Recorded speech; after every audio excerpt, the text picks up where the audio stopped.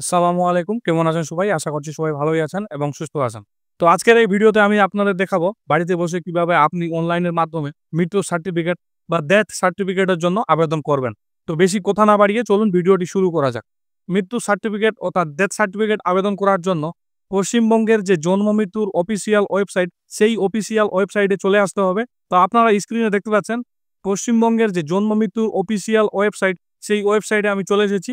আপনারা Google search বারে জন্ম মৃত্যু তথ্য .wb.gov.in লিখে সার্চ করে দিতে পারেন। সার্চ করে দিলে জন্ম মৃত্যুর যে অফিসিয়াল ওয়েবসাইট, সেই ওয়েবসাইটটি ওপেন হয়ে যাবে বা খুলে যাবে। অথবা আপনি গুগল সার্চ বারে জন্ম মৃত্যু তথ্য লিখে সার্চ করে দিলেই আপনাদের সামনে এরকম একটি ইন্টারফেস চলে আসবে। তো আপনারা প্রথমের যে লিঙ্কটি দেখতে পাচ্ছেন, এই লিঙ্কে আপনাদের ক্লিক করে দিতে হবে। এই লিঙ্কে ক্লিক করে দিলেই আপনাদের সামনে জন্ম মৃত্যুর যে অফিসিয়াল ওয়েবসাইট, সেই ওয়েবসাইটটি ওপেন হয়ে যাবে বা খুলে যাবে। তো মৃত্যু সার্টিফিকেট আবেদন করার জন্য প্রথমে আপনাকে একটি ফর্ম ডাউনলোড করে নিতে হবে এবং সেই ফর্মটি ডাউনলোড করার পর আপনাকে প্রিন্ট আউট করে সেই ফর্মটি ফিল করে নিতে হবে। ফিল করার পর আপনার পঞ্চায়েতে গিয়ে আপনার প্রধানের কাছ থেকে আপনাকে সেই ফর্মটিতে সিল এবং সিগনেচার করে নিয়ে আসতে হবে। কারণ সেই ফর্মটি আপনাকে অনলাইন ফর্ম ফিল আপ করার সময় আপলোড করতে হবে। সেই ফর্মটি কোথা থেকে ডাউনলোড করবেন সেটি প্রথমে আপনাদের আমি দেখিয়ে দেই। তো তার জন্য আপনারা এখানে দেখতে পাচ্ছেন সিটিজেন সার্ভিস, এই সিটিজেন সার্ভিসে আপনারা চলে আসবেন। সিটিজেন সার্ভিসে আসার পর এখানে আপনারা দেখতে পাচ্ছেন ফর্ম, এই ফর্মে আসার পর এখানে আপনারা দেখতে পাচ্ছেন ফর্ম নম্বর 2, এই অপশনটিতে ক্লিক করলেই ফর্মটি আপনার মোবাইলে বা আপনার কম্পিউটারে ডাউনলোড হয়ে যাবে। তো আপনারা স্ক্রিনে দেখতে পাচ্ছেন এই ফর্মটি আপনাদের ফিল করে বা এই ফর্মটি আপনাদের ফিল আপ করে আপনার গ্রাম পঞ্চায়েতে গিয়ে আপনার প্রধানের কাছ থেকে সিল এবং সিগনেচার করে নিতে হবে। এবার আমরা দেখে নেব কিভাবে আপনি অনলাইনের মাধ্যমে মৃত্যুর সার্টিফিকেটের জন্য বা ডেথ সার্টিফিকেটের জন্য আবেদন করবেন। তার জন্য আপনাদের চলে আসতে হবে সিটিজেন সার্ভিসে। সিটিজেন সার্ভিসে আসার পর আপনারা এখানে দেখতে পাচ্ছেন ডেট। তো এই ডেটে আসার পর এখানে আপনারা দেখতে পাচ্ছেন অ্যাপ্লাই ফর নিউ রেজিস্ট্রেশন, এই অপশনটিতে আপনাদের ক্লিক করে দিতে হবে। অ্যাপ্লাই ফর নিউ রেজিস্ট্রেশনে ক্লিক করে দেওয়ার পর আপনাদের সামনে এরকম একটি পপ আপ চলে আসবে বা এরকম একটি ইন্টারফেস চলে আসবে। তো এখানে বলা হয়েছে ইন্টার মোবাইল নাম্বার। তো এখানে আপনি আপনার মোবাইল নাম্বারটি ইন্টার করে দেবেন বা ইনপুট করে দেবেন। মোবাইল নাম্বারটি ইনপুট করে দেওয়ার পর আপনারা এখানে দেখতে পাচ্ছেন গেট ওটিপি, এই অপশনটিতে আপনাদের ক্লিক করে দিতে হবে। গেট ওটিপিতে ক্লিক করার পর আপনি যে মোবাইল নাম্বারটি ইনপুট করবেন, সেই মোবাইল নাম্বারে একটি 6 সংখ্যার ওটিপি আসবে। সেই ওটিপিটি আপনাকে এই ইন্টার ওটিপি ঘরে ইনপুট করে দিতে হবে বা ইন্টার করে দিতে হবে। ওটিপিটি ইন্টার করে দেওয়ার পর বা ওটিপিটি বসিয়ে দেওয়ার পর আপনারা এখানে দেখতে পাচ্ছেন সাবমিট ওটিপি, এই অপশনটিতে আপনাদের ক্লিক করে দিতে হবে। সাবমিট ওটিপিতে ক্লিক করে দেওয়ার পর আপনাদের সামনে এরকম একটি ইন্টারফেস চলে আসবে। তো প্রথমে আপনারা এখানে দেখতে পাবেন রিপোর্টিং ডেট। তো আপনি যে তারিখে আবেদন করবেন সেই তারিখটি আপনি এখানে দেখতে পাবেন এবং আপনি যে মোবাইল নাম্বারটি ইন্টার করেছিলেন এবং আপনার যে মোবাইল নাম্বারটিতে ওটিপি এসেছিল, সেই মোবাইল নাম্বারটি আপনার এখানে অটোমেটিকলি চলে আসবে। এরপরে আপনারা এখানে দেখতে পাচ্ছেন এখানে বলা হয়েছে অ্যাপ্লিক্যান্ট রিলেশন উইথ ডিসিড বা মৃত ব্যক্তির সাথে আবেদনকারীর সম্পর্ক। তো এখানে আবেদনকারীর সঙ্গে যে ব্যক্তির মৃত্যু হয়েছে সেই ব্যক্তির রিলেশন বা সেই ব্যক্তির সম্পর্ক কি, সেটি আপনাকে এখান থেকে সিলেক্ট করে নিতে হবে। যিনি আবেদন করছেন তার যদি বাবা হয় তাহলে ফাদারে ক্লিক করবেন এবং যিনি আবেদন করছেন তার যদি মা হয় তাহলে মাদারে ক্লিক করবেন এবং যিনি আবেদন করছেন তার যদি ওয়াইফ হয় বা হাজব্যান্ড হয় তাহলে স্পাউসের এখানে ক্লিক করে দিবেন। এবং যদি আপনাদের ক্ষেত্রে মৃত ব্যক্তি আপনার কাকা হয় বা আপনার জেঠু হয়, সেই ক্ষেত্রে আপনারা আদার্সে ক্লিক করে দিবেন। তো এখানে আপনাদের ক্ষেত্রে যেটি হবে সেটি আপনারা এখান থেকে সিলেক্ট করে নেবেন। সিলেক্ট করে নেওয়ার পর এখানে বলা হয়েছে নেম অফ অ্যাপ্লিক্যান্ট বা আবেদনকারীর নাম। তো এখানে বলা হয়েছে যিনি আবেদন করছেন তার নাম এখানে লিখতে হবে বা নাম এখানে ইনপুট করতে হবে বা ইন্টার করতে হবে। অ্যাপ্লিক্যান্ট বা আবেদনকারীর নাম বসিয়ে দেওয়ার পর এখানে বলা হয়েছে টাইপ অফ আইডি প্রুফ। তো এখান থেকে আপনি একটি ডকুমেন্ট সিলেক্ট করে নেবেন। আপনি যদি আধার কার্ড আপলোড করতে চান বা আপনি যদি ভোটার কার্ড আপলোড করতে চান বা আপনি যদি আপনার রেশন কার্ড আপলোড করতে চান, সেটি আপনি এখান থেকে সিলেক্ট করে নেবেন। সিলেক্ট করে নেওয়ার পর আপনি যে ডকুমেন্টটি আপলোড দিবেন সেই ডকুমেন্টটির নাম্বার আপনাকে এখানে ইনপুট করে দিতে হবে বা বসিয়ে দিতে হবে। আইডি নাম্বার বসিয়ে দেওয়ার পর এখানে বলা হয়েছে আপলোড আইডি প্রুফ। তো আপনি যে ডকুমেন্টটি সিলেক্ট করেছেন বা আপনি যে ডকুমেন্টের নাম্বার ইনপুট করেছেন সেই ডকুমেন্টটি আপনাকে এখানে আপলোড করে দিতে হবে। অবশ্যই মনে রাখবেন সেই ডকুমেন্টটি 250 কেবির মধ্যে হতে হবে। এরপরে আপনারা এখানে দেখতে পাচ্ছেন মৃতের তথ্য। তো এখানে বলা হয়েছে ডেট অফ ডেথ বা মৃত্যুর তারিখ, যে তারিখে মৃত্যুবরণ করেছে সেই তারিখটা আপনাকে এখানে সিলেক্ট করে নিতে হবে।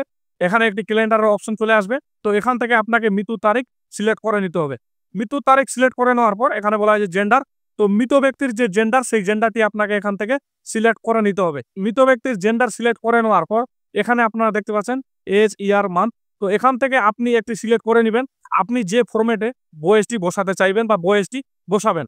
তো এখান থেকে ইয়ারে ক্লিক করে নেবেন। ইয়ারে ক্লিক করে নেওয়ার পর মৃত ব্যক্তির যে বয়স, সেই বয়সটি আপনি এখানে ইনপুট করে দিবেন বা বসিয়ে দিবেন।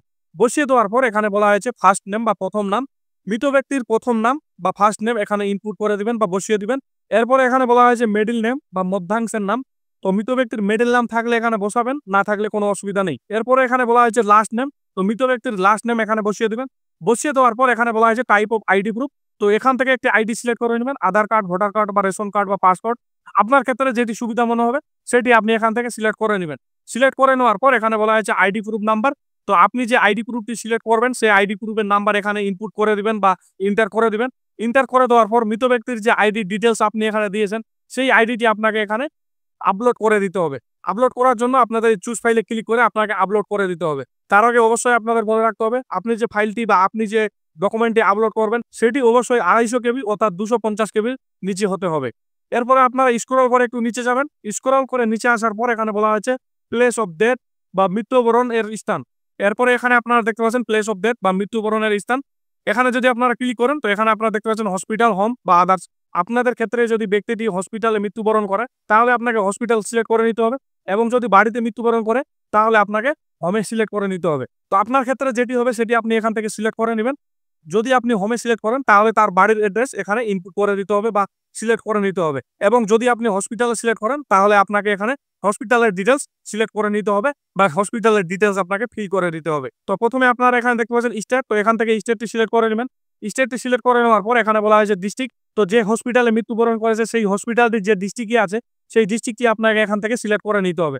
ডিস্ট্রিক্টটি সিলেক্ট করে নেওয়ার পর এখানে বলা হয়েছে আরবান বা রুরাল। তো হসপিটালটি যে এরিয়ায় আছে সেটি আপনাকে এখান থেকে সিলেক্ট করে নিতে হবে। তো হসপিটালটি যদি ব্লক এরিয়ায় থাকে তাহলে আপনি ব্লকে সিলেক্ট করে নেবেন, এবং হসপিটালটি যদি পৌরসভা এলাকায় থাকে তাহলে আপনি মিউনিসিপ্যালিটি ক্লিক করে নেবেন। ব্লক বা মিউনিসিপ্যালিটি সিলেক্ট করে নেওয়ার পর এখানে বলা হয়েছে ব্লক, মিউনিসিপ্যালিটি বা পৌরসভা। তো হসপিটালটির যে ব্লক বা মিউনিসিপ্যালিটি আছে সেই নামটি আপনাকে এখান থেকে সিলেক্ট করে নিতে হবে। সিলেক্ট করে নেওয়ার পর এখানে বলা হয়েছে টাইপ অফ হসপিটাল। তো এখান থেকে আপনাকে হসপিটালের টাইপ সিলেক্ট করে নিতে হবে। যদি হসপিটালটি সরকারি হয় তাহলে গভর্নমেন্টে সিলেক্ট করে নেবেন, এবং হসপিটালটি যদি প্রাইভেট হয় বা নার্সিং হোম হয় তাহলে আপনি প্রাইভেটে ক্লিক করে নেবেন। ক্লিক করে দেওয়ার পর এখান থেকে আপনি হসপিটালের নাম সিলেক্ট করে নেবেন। হসপিটালের নাম সিলেক্ট করে নেওয়ার পর এখানে বলা হয়েছে মাদার্স ইনফরমেশন বা মাতার ইনফরমেশন।